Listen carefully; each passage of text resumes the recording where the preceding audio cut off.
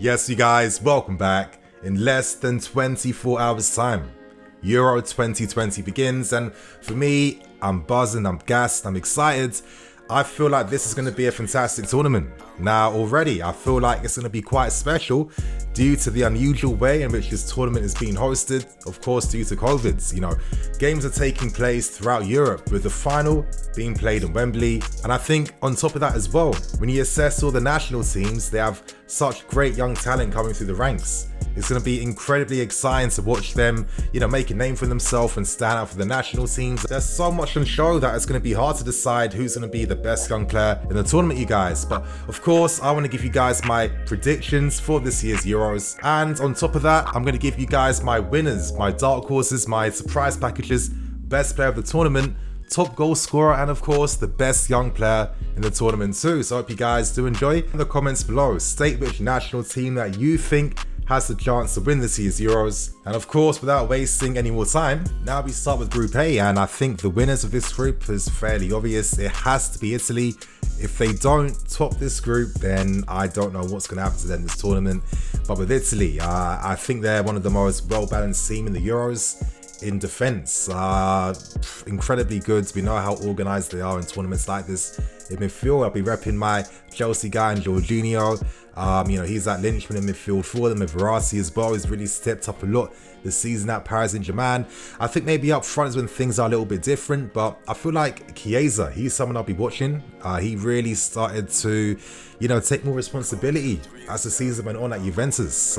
He's that type of threat that Italy needs to have, that 1v1 threat, getting past the man, that's going to be good. And Immobile with his clinical finishing, I think, this national team is destined to top the group. And now this is where things get difficult now. Turkey have some really good young players, and I feel like domestically, the quality is improving. Of course, players like Sionchu stand out immediately.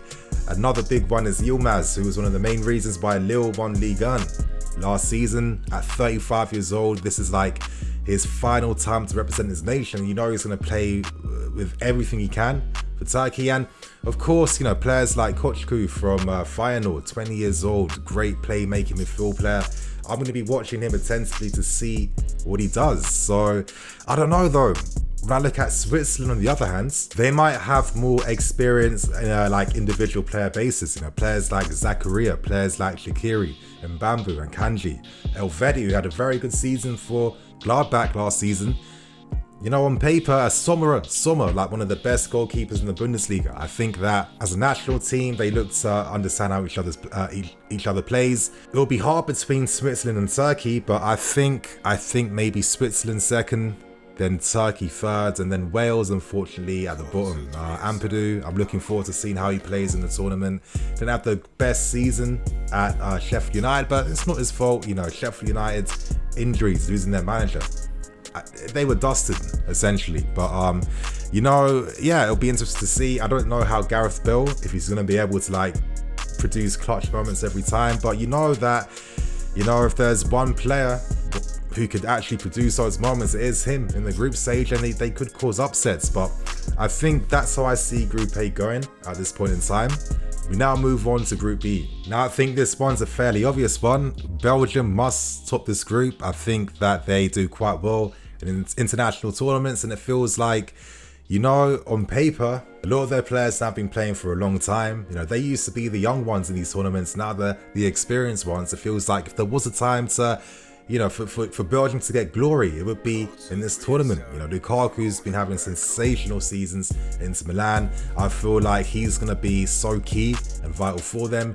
Let's hope that Eden Hazard is able to show what we know him for. Show that flair, that ability, getting past his man. He's had some difficulties with injuries at Real Madrid. It's been, very, very hard for him. But, on paper, I feel like easily they're the strongest team in their group, the best balanced team in their group as well. The players have been playing together for a long time, and they always, end their qualification groups very strong. So for me, Belgium topping this. Second will be Denmark. 100%. I think with Denmark too, they have a good balance in their team. Of course, Christensen, he's stepped up even more for Chelsea this season. On top of that, players alongside him like Kerr, AC Milan had a great season alongside Tomori. Really good signing for them. In midfield, Delaney from Dortmund, Braithwaite, who's who knows how he found himself in Barcelona, but he's still there. And I think that as a team that can, sit back, compact, keep their defense really tight and good, Denmark are one of those teams. So for me, easily second. Now it's between Russia and Finland. I don't know. I feel like Russia always kind of disappoint. I'm not expecting them to do too much in the tournament. I'd be surprised if they do. So I've got them coming fourth, coming last in this group, and Finland could be the surprise one that gets ahead of them. I wouldn't be surprised if Finland got a result against Russia. Yeah, Russia have Golovin, but as a team, I feel like they're the weaknesses there. And, traditionally the smaller national teams, they are more resolute, they're more defensive, more organized, and I think maybe that's why Finland could come third. So now we move on to Group C. Now with Macedonia, Pandev, how old is Pandev right now? In his late 30s, he's been playing football for a very, very long time. He's going to be that experienced figure for them. They have the young talent in Elmas from Napoli. He's been used as a sub throughout the season. It would be, it's his time to shine now. And I think the Euros is the tournament for him to step up for his national team and show, listen, this is why I'm, one of the most exciting young midfield talents in Serie A right now. I'm looking forward to seeing what they're doing. And, as I'm saying, teams like this, they tend to have that more unity, more resolute. They'll be more compact. But yeah, I'm not expecting them to do as much, to be honest. I'm going to have them coming in fourth. Of course, to top the group, it has to be Holland. Holland, for me, they're one of the dark horses, in my opinion. Their mix of talent, their mix of experience. On paper as well, I think they could actually have a decent tournament. I'm looking at young players like Timbers at Ajax, who had a really great standout season. Another one of the next in line of the great young Dutch defenders, it seems. It really impressed Ten Hag, and ended the season very strongly at Ajax. He's been playing for the national team already, and I feel like he could be one of those ones to watch out for in the tournament, you guys. But on top of that, you're looking at your Frankie de Jongs, you're looking at your Memphis Depay's, who, leading that line. He's got clubs like Barcelona after him. This is his tournament to shine and really announce himself in Europe. And when I see how Holland play with their back three system, the wing backs, they know, the Dutch, tactically they know their football. They know how to play in multiple roles. And, I feel traditionally with the back three systems with wing backs, they do quite well in modern day football. I'd be definitely looking at Frankie de Jong. He's still very young, but in this Dutch team, of course, he's like one of the experienced guys in the team. For me, I really like Holland. I like the players. I like the domestic ones, your Stings, your Dumfries. There's so many of them, you guys. I got them topping this group. After that, we've got Austria now. For me, they have to come second. Sabitzer, Alaba, Arnautovic. I think Austria, they play decent football as well as a national team. For me, definitely coming second. And third, I've got Ukraine. They've got a great young defender called Zarbani, 18 years old. You guys know I've discussed him in recent videos as well. And they've got some of the Brazilian guys that have naturalized and, now they're playing for Ukraine. But, Ukraine are producing some very exciting players. Look at Milivenko too, the left wing back from Dynamo Kiev. He's another great player. What's his name? Shagov. I'm definitely just destroying the name. The redhead guy. I think Ukraine, they're coming second, you guys. So that is my Group C out the way. Now, moving on to Group D. If England don't top this group, it will be disappointing. However, do we want to top the group? Because if we top the group, we're going to have a very difficult next round game. And, ideally, I'd like us to come second, but I think we're going to come first. And, if you want to win the tournament, you got to beat whoever comes in front of you. It's going to be an opportunity to see what the likes of your Mounts, your James, your Fodens do. But I do feel that at times the system, the tactics is Southgate going to get things right. Let's take some confidence from the last national team tournament where we got to the semi-finals. And if it wasn't for some poor individual play in the wrong times, we could have gone all the way. So England to top this, Croatia to come second. I feel every tournament, Croatia, one of the best ones for me because they're one of the best teams. The way they play together, the way the players understand what to do. You know, in a lot of these tournaments, it tends to be like attack versus defense versus attack every single time. But with Croatia, there's like a flow to how they play football. And when you got players like Kova and Modric and, you know, just talent like that, I mean, of course, you know. Moving on now, Scotland and Czech Republic. This is going to be hard. I know the Scots are going to be absolutely doing everything they can, but unfortunately, I think they're going to come last in this group. Actually, no, I think they might actually come third, to be honest. I wouldn't be surprised, man. I wouldn't be surprised. You know, Gilmour, let's hope he gets some minutes in this tournament. He can bring that class, that technicality in midfield. But you know, this is a Scotland team that play as a team as well. They got some good talents in there too. And for me, Czech Republic to come last. You know, they got Adam Huchlek, the 18-year-olds. You know, keep an eye out for this kid, yeah? Keep a big eye out for him.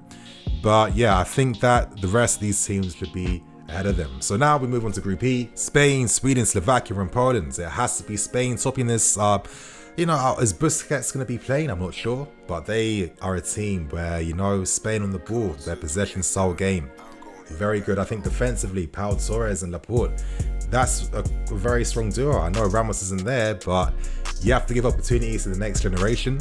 And on top of that too, man, I'm looking at Pedri, the season he had at Barcelona. I'm looking at, you know, their midfield. I think maybe where it might cost them as their attack, but you know, we'll discuss that later on. Sweden to come second, Poland to come third, and Slovakia to come fourth. Can Lewandowski do it? I'm not too sure. You know, Lewandowski needs to give him some support there around him too. And Slovakia, well, I'm not expecting too much from them, to be honest, you guys. Now, this leaves us with the final group, Group F, the hardest one. We're starting with the weakest team first, and that's Hungary. The fact that Zalozbay, I'm sorry if I'm getting these names wrong, but the fact that he got injured before the tournament was quite sad for me. I was looking forward to seeing him. I mean, the guy's free kicks, his long shots, the flair, the technique. I mean, yeah, big player, and a big miss. My third team, I got Germany coming third. I'm not really getting their system. I don't know if the back three necessarily gets the best out of them, especially if we're going to use guys like Cruz in there as well. And I think offensively too, they're not, I don't know. I feel like this could be the tournament where they crash out. I wouldn't be surprised by that because I see France topping this group. The fact they're adding like a new signing essentially in Benzema is just out of this world. For me, one of the favourites in this tournament. And Portugal, resolute defensively. Now they got some great talents coming through. You know, Rafa Silva, João Felix, their midfields. You know, Bruno Fernandes has really stepped up even more. And defensively too, players like Nuno Mendes, the way they defend too as a team. And of course, Cristiano Ronaldo. For me, I feel like this is how the group's going to end, you guys. And this now leaves us with, you know, the 4 best third place teams. For me, that has to be Turkey. That has to be Germany. That has to be Poland as well.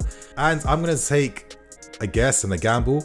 And I'm going to be going for Scotland because I don't know. I would not be surprised if they're able to produce some clutch moments, to be honest, man. But anyway, let's now continue on.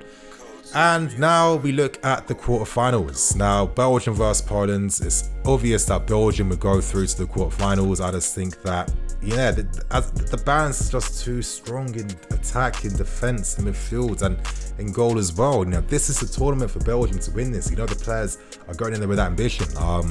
Yeah, you know, I don't know if Poland are that strong, to be honest. So yeah, I've got Belgium going through. Italy versus Austria. It would have to be Italy, and you know, that quarterfinal is just mad, to be honest. But we go on. France versus Turkey. Of course, France. You know, Turkey, they could play a great game, but the quality France have, the way they're able to tear teams apart, the opportunities they can create, you know, on the counter-attack, in possession, etc., it'll be too much for Turkey, in my opinion. Moving on, Croatia versus Sweden. It would have to be Croatia. Repeat of the World Cup final. Croatia got absolutely battered 4-1. One of those games where, you know, they lost it in moments, and that's what France can do. They can punish you in moments in game. They don't have to play amazing for the entire 90 minutes, but they can get their goals within the time they need. So that's going to be a potentially great quarterfinal. Of course, Spain, Scotland. I can imagine the Bravehearts Scotland defending for their lives, but in the end, you know, Spain keeping the ball against a team and just sitting back. That's exactly the type of game they like in tournaments like this, so I can't see them flopping. And England versus Portugal, I've got Portugal going through. I'm sorry, I think that maybe they'll be too strong, they'll be too clinical. João Felix, I'm really looking at in this tournament. Ronaldo, the way they defend as well too. I think it'll be a great game, and you know, it's about time we beat Portugal in a tournament, but I'm not too sure, you guys. I think that England might actually not be able to do it this time. I'm not too hopeful. Like last time during the World Cup, I was. This time, I'm not, to be honest. Moving on, Holland versus Germany. Some of the rivalries we could potentially be seeing already, you guys, is too mad. I'm gonna have Holland going through. They've already beaten Germany already. They beat them at 4-2, 4-1. Wijnaldum having this a ridiculous game against them, but I just think that as a national team right now, there's like not like a proper identity with how Germany are playing. There's too much rotation all the time, and yeah, I'm not a big fan of how they're using their back threes. So for me, Holland to go through, and I think they'll play against Switzerland, because I think Switzerland have some really good players doing their thing in the Bundesliga. That right page where they can do something, and that's how I see it going, man. So we now move on to the quarterfinals. It's hard, you know, Italy, they have that ability to just, you know, persevere. They can defend, they can, you know, keep them lines compact, and they can shithouse something in the counter-attack. There'll be a lot of pressure on Belgium, and I guess we'll learn if they'll be able to handle it or not. It's a hard one, but I think Lukaku could be quite key. His ability to bring people into a game like that. I'm going to go for Belgium. I think it's their time to show what they're about, and this is the perfect opportunity. Now, France versus Croatia. I think the final in the World Cup is going to repeat itself, and France are going to do it. When you're adding guys like Benzema and, you know, just the talent they have, they're at their peak as a nation. Their defense is absolutely incredible too. Yeah, they'll have to beat Croatia. And moving on, Spain, Portugal. I feel like with Portugal, it's their attack that could cost them. I look at Morata, for example. Maybe Marino might play over him. I'm not too sure. You know, they got some good talents, Ferran Torres, etc., Orzabal. But I think Portugal, they just have that greater edge. You know, they're more than happy playing without the ball, and I think in the transition, that's when they have players built to play that way. They have the pace, the ability to play between the lines, and they have the attackers in João Felix who can run past anyone. Ronaldo has that clinical ability. I think they'll do it, and of course, Holland, I think, will beat Switzerland because, yeah, you know, the Dutch are my dark horses. I just think they got so many. Such great young fantastic talent in that team, and yeah, I think they can actually have a good tournament. Now, semi-final time, Belgium versus France, another repeat. Like one of the best games if it gets down to this, if we're lucky enough to see this. Wow. I mean, I can't help but say France. I think it'll be a tense game. If Hazard didn't suffer with the injuries he had before, I'd feel a lot more confident because he makes an unreal difference. But for me, I think France, you know, I'm just saying, like, I can imagine Benzema, he doesn't need 10 chances to score a goal. You know, Pogba for France is just completely different to what you see at United, because not only does he have better players around him, but, you know, he plays in his best role. And of course, N'Golo Kante is just the player that you want in knockout games, because this is when he stands out and shines even more. The ability, the technique, the engine, the intelligence, all of that combined, it gives teams, yeah, it gives them the ability to play to an even better level, in my opinion. So for me, France to get through that, and I think Portugal would be a young Holland team that will go for it, that will play their football, that will be brave. But I just think Portugal have not only Ronaldo, but they just have this balance. I think they're just like one of the perfect teams to play tournament football, counter-attacking, you know, lines deep, you know, just shithousing games essentially. So final between France and Portugal. I think this is where Portugal can meet their match, because France are like one of the most complete teams in all areas in this tournament. I'd be very surprised if they aren't able to, you know, get to the final, to be honest. Mbappe versus Joao Felix, that would be one for the ages too. But for me, you guys, I've got France winning it. I just think France are going to do it. I just envision Kante having a standout and, you know, having an amazing opportunity at getting a Ballon d'Or this season. So there you guys have it. That's my predictions. As you can see, I've got France winning this tournament. And to just like complete my conclusions on my predictions, of course, the winners being France. My dark horses, I've got Belgium being a dark horse because I think if it gets to a semi-final between France or Belgium, the winners of that game will win the tournament. My surprise package will be Holland. I think they'll progress through the group stages. I just think that with how they play, the players they have, you know, a mix of youthfulness and experience, I think they'll be able to, you know, have a good tournament. And of course, best player, I can't help but feel like N'Golo Kante is going to be one of the main reasons behind why France will be able to do it. You know, winning the World Cup and the European Championship again, they have it in them to do that. And I think with all their players in absolute form, I think Kante could be the guy to be the best player in the tournament. Top goal scorer, I've got that down to Lukaku. I think that he's going to be key for Belgium. I think that he is a goal scorer and he's normally ranking high in these tournaments. I think he got 4 or 5 in the last World Cup. And for my young player, I've got Joao Felix because I think that imagination, that ability to drive, to attack is, if Portugal get deep and far and get to the final like predicted, I think Joao Felix will play such an incredible part. I mean, it's hard to pick young players. You could say Nuno Mendes for Portugal if they get there. But yeah, there's so much talent in this tournament that is very hard to pick. But of course, you have to give it to whoever is able to progress deeper in the tournament. So you guys, that is my predictions for Euro 2020.